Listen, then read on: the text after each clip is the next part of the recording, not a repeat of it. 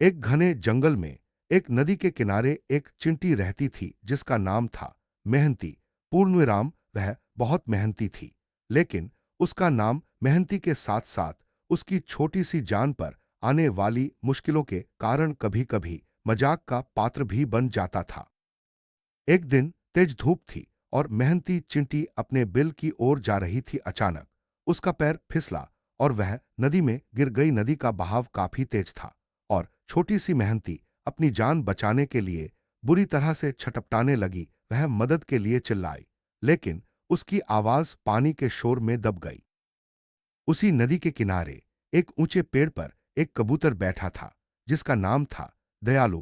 पूर्णविराम वह दूर से चींटी को पानी में संघर्ष करते हुए देख रहा था। दयालु कबूतर को बहुत दुख हुआ। उसने बिना एक पल गंवाए फौरन पेड़ से एक बड़ा सा पत्ता तोड़ा और उसे चींटी के पास नदी में डाल दिया।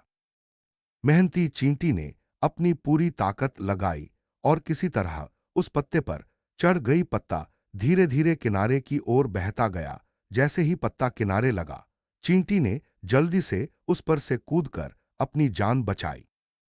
सूखने के बाद चींटी ने ऊपर देखा और कबूतर को धन्यवाद दिया। दयालु कबूतर भाई, तुमने मेरी जान बचाई। मैं तुम्हारी यह भलाई कभी नहीं भूलूंगी। अगर कभी तुम्हें मेरी जरूरत पड़े तो याद रखना, मैं तुम्हारी मदद के लिए हमेशा तैयार रहूंगी। कबूतर यह सुनकर मुस्कुराया। तुम इतनी छोटी हो, तुम मेरी क्या मदद करोगी, छोटी सी दोस्त, लेकिन तुम्हारी यह भावना मेरे लिए बहुत मायने रखती है। कुछ दिन बीत गए। एक दिन जंगल में एक शिकारी आया। उसने जंगल के जानवरों का शिकार करने के लिए जाल बिछा रखा था। दयालु कबूतर, जिसे कुछ पता नहीं था, पास के एक पेड़ पर आराम कर रहा था। शिकारी ने धीरे से निशाना लगाया और कबूतर को पकड़ने के लिए अपना जाल फेंकने वाला था। ठीक उसी वक्त मेहनती चींटी उसी रास्ते से अपने काम पर जा रही थी।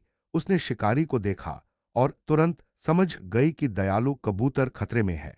यह देखकर चींटी को अपनी प्रतिज्ञा याद आई। उसने सोचा, मैं छोटी हूं, पर मेरी कोशिश बेकार नहीं जाएगी। मेहनती चींटी फौरन दौड़कर शिकारी के पैर के पास गई और अपने छोटे मगर नुकीले जबड़ों से शिकारी के पैर पर जोर से काट लिया। शिकारी दर्द से बुरी तरह चिल्ला उठा। आहे!